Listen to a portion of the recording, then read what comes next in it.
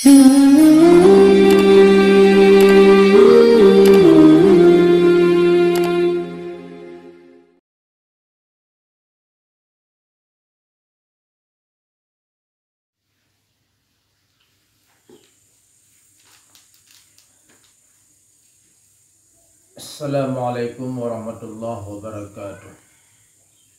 Bismillahirrahmanirrahim. Alhamdulillahirabbil alamin wassalatu wassalamu ala sayyidina Muhammadin wa ala alihi wa sahbihi ajma'in. Amma ba'du. Rabbi shrah li sadri wa yassir li amri wahlul 'uqdatam min lisani yafqahu qawli. Saudaraku yang dimuliakan Allah, hari ini kita lanjut lagi pengajian pada episode sebelumnya, yaitu pada masalah wila berturut-turut dalam berwudu. Kemarin kita telah bahas masalah mentiga-tiga kalikan, kemudian masalah berkanan-kanan. Kalau basuh tangan itu basuh yang kanan dulu, baru basuh yang kiri. Nah, hari ini kita ingin bahas masalah wila berturut-turut. Langsung saja kita baca kitabnya. Qala al-musannifu rahimahullah wa nafa'na bihi wa bi'ulumihi fid dharain. Amin. Wa wila'un baina a'dha'il wudu'i, dan berturut-turut harus ada wila di antara anggota wudu. Bikhaisu, dengan sekira la yajiful adwul awal qabla al-syuru'i fisani ma'i tidak riqi, dengan sekira-kira tidak kering oleh anggota yang pertama sebelum masuk pada anggota yang kedua beserta normal angin wa taba'i syakhsi nafsahu, dan tabiat seseorang dirinya seorang, wal makan, dan normal tempat, wal zaman, dan normal zaman. Jadi dalam berwudu itu harus ada wila berturut-turut antara satu anggota dengan anggota setelahnya. Misalnya setelah membasuh wajah itu harus berturut, langsung kita basuh dua telapak tangan. Artinya sebelum kering membasuh wajah itu kita sudah membasuh anggota dua tangan. Sebelum kering membasuh tangan kita sudah membasuh kepala. Sebelum kering kita menyapu kepala kita sudah membasuh telinga dan sampai ke kaki. Itu sebelum kering itu artinya jika udara normal, tidak terlalu keras, tidak juga terlalu tidak ada udara, atau tabiat tubuh kita itu normal, tidak panas sekali atau dingin sekali. Begitu juga tempat kita berwudu normal dan zaman kita berwudu juga normal. Itulah wila. Falau kharaja wahidun min zalika anil i'tidal qaddara i'tidalu, maka jikalau keluar oleh seseorang dari demikian yang disebutkan tadi, yaitu angin, tabiat seorang, tempat dan zaman, daripada apa keluar? Daripada i'tidal, qaddara i'tidalu. Nah, ditakdirkan akan i'tidalnya demikian.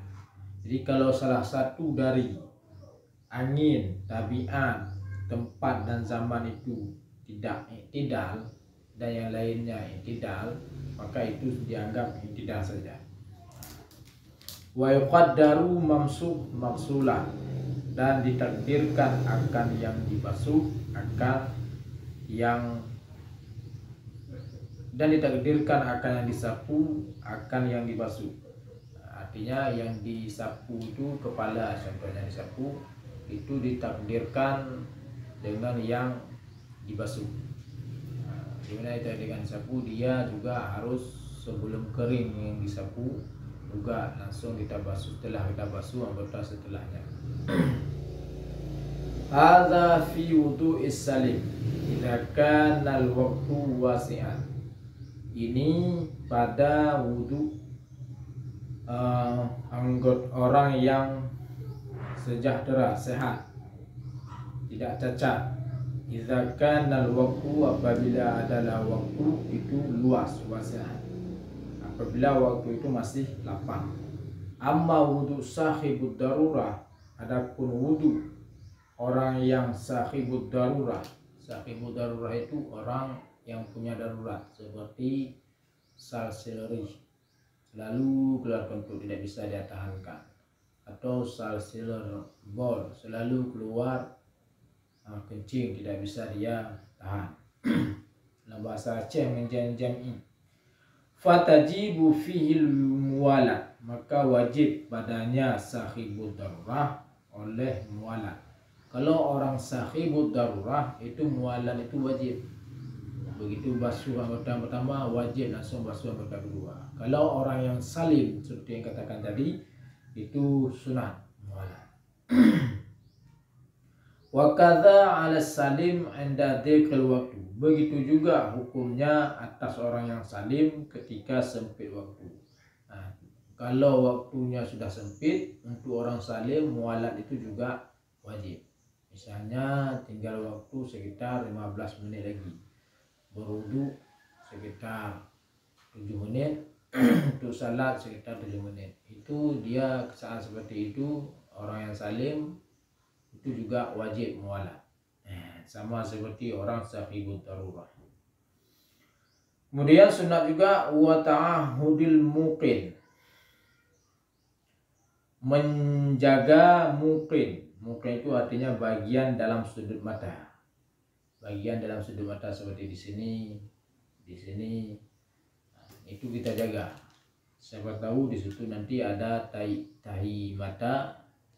Nah, jadi tidak sampai air ke kulit tempat letak tahi mata itu. Jadi kita hilangkan tahi mata itu. Atau tidak ada tahi mata tapi tidak sampai air, karena itu ada lipatan-lipatan, maka harus kita upayakan dengan sungguh supaya ketika kita basuh wajah agar sampai air ke sudut-sudut mata itu. Wa idza kana 'alaihi kha'il, dan apabila ada atas anggota wudu itu, dan apabila ada atas mungkin bagian dalam sudut mata itu kha'il, penghalang, karamsin seperti tahi mata, wajaba izalatu, wajib oleh menghilangkannya penghilang tersebut. Apabila ada penghalang seperti tahi mata di sudut mata atau bukan tahi mata, kotoran lain, itu wajib kita hilang penghalang itu dulu, baru kita basuh muka. Wa yusanu an yahrikal khatimahu idza kana al-ma'u yasulu ila ma tahtahu bidun tahrik. Dan disunatkan akan bahwa menggerakkan akan cincinnya seseorang apabila adalah air itu sampai kepada barang di bawahnya cincin dengan tanpa digerak.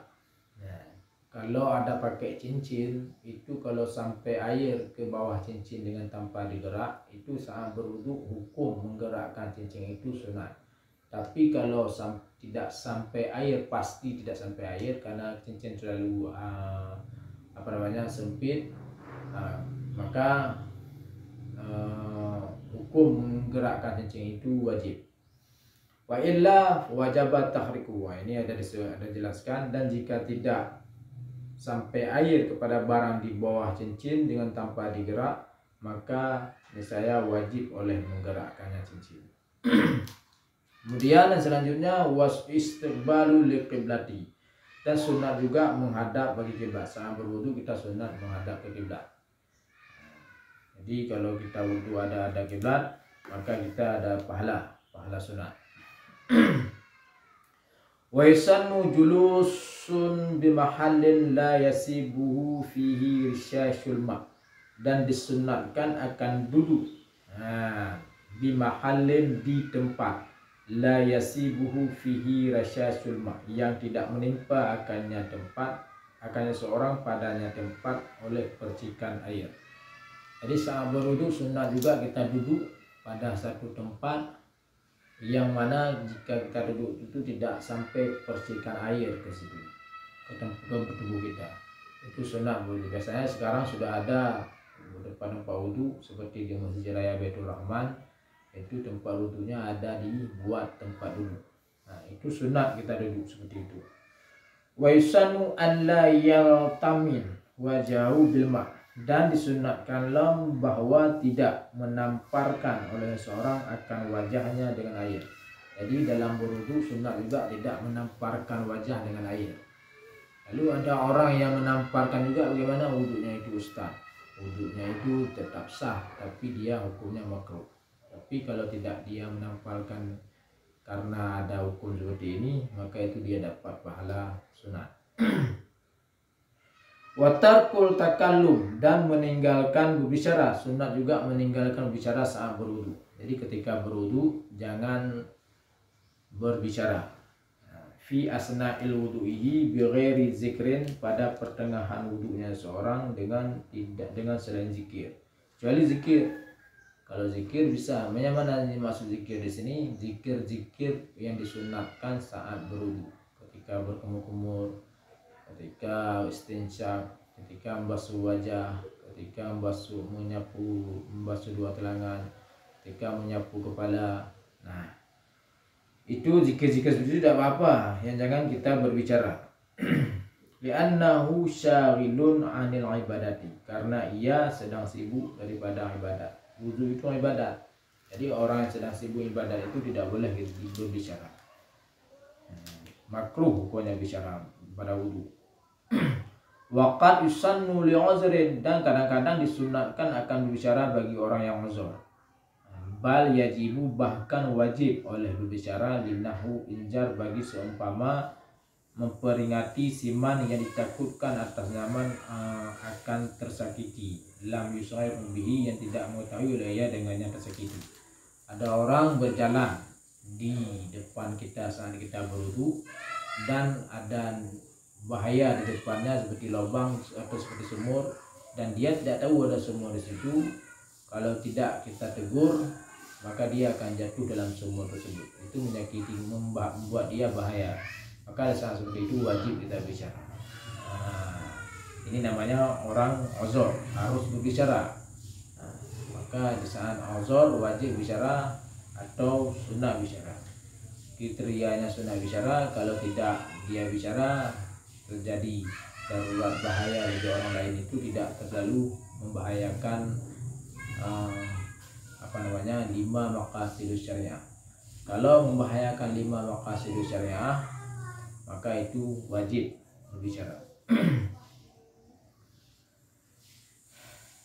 Kemudian watarku tancif, dan sunat meninggalkan menyapu air. Li ittiba, karena ada ittiba. Ittiba ini maksudnya mengikuti Rasul, sahabat, tabi'in, dan tabi'in.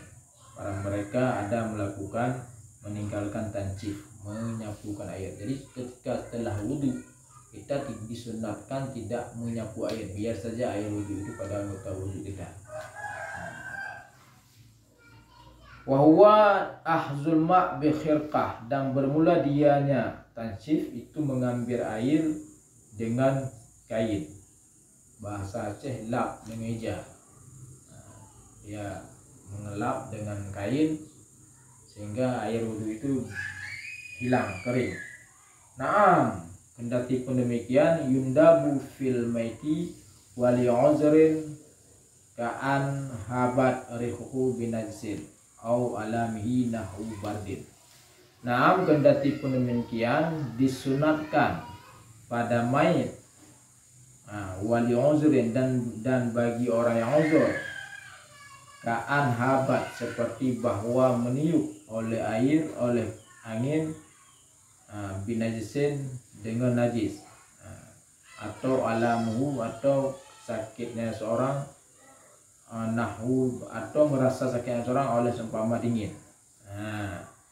Jadi kendati demikian, tapi ketika kita khusus pada si mayit, itu disunatkan dilap air wudunya. Dan khusus bagi orang yang uzur, misalnya dalam keadaan ada angin yang membawa najis, itu kalau kita tidak lap airnya, maka najis itu akan lengket pada anggota wudhu kita. Maka saya itu begitu setelah wudhu langsung kita lap airnya supaya tidak kena najis, supaya tidak lengket najis. Atau dengan orang yang uzur, kalau dia tidak lap airnya maka dia akan tersakiti tubuhnya, maka itu disunatkan dilap airnya. Amma tarkul nafis nafdi wa huwa katarkul isti'anah. Adapun meninggalkan mengirap, mengirap bahwa katarkul isti'anah, maka dia seperti meninggalkan isti'anah, minta tolong, bisa bilma dengan menimpakan air atasnya min ghairi uzrin, dari tidak ada uzur. Nafdil mengirap. Jadi meninggalkan mengirap itu sama seperti kita meninggalkan minta tolong pada orang untuk disiramkan air atas kita saat untuk kita berwudu dalam keadaan kita tidak ada uzur. Nah, itu tidak boleh, kita harus berwudu sendiri. Nah, begitu juga mengirap tidak boleh.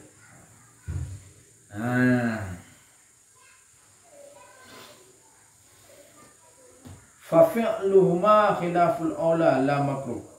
Maka bermula mengerjakan keduanya apa ini?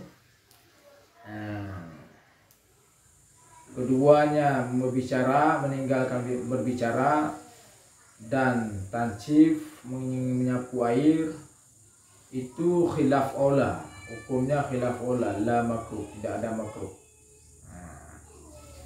Bukan makruh kalau kita berbicara, itu bukan makruh, punya khilaf aula. Kalau kita menyapu air itu bukan makruh, hukumnya khilaf aula. Apa itu khilaf aula? Khilaf aula itu posisinya dia di atas makruh.